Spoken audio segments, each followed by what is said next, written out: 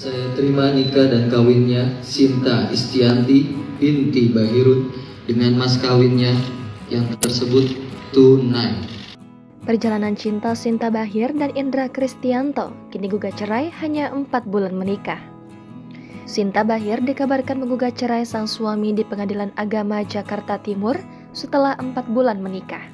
Hal itu diungkap Sunan Kalijaga yang resmi ditunjuk Sinta Bahir sebagai kuasa hukumnya. Pernikahan yang baru dibangun selama 4 bulan sejak 12 Maret 2023 ini pun terancam kandas.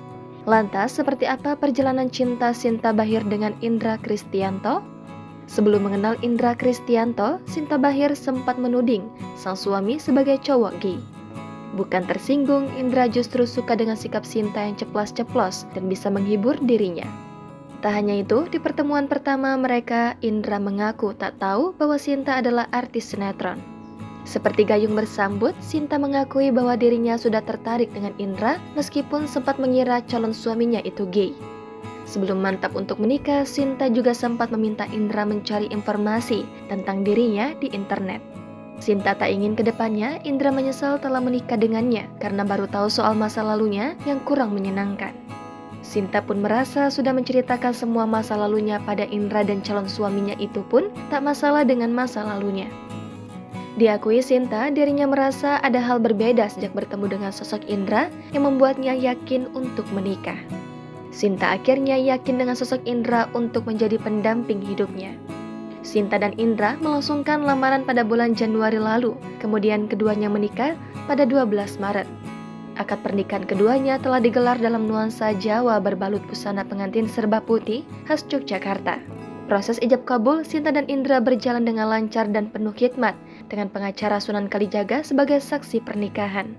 Diketahui Sinta dipersunting Indra dengan mahar berupa 10 gram logam mulia dan uang tunai sebesar Rp1.232.023. Jumlah uang tunai yang dipakai disesuaikan berdasarkan tanggal akad nikah mereka berdua, yakni 12 Maret 2023.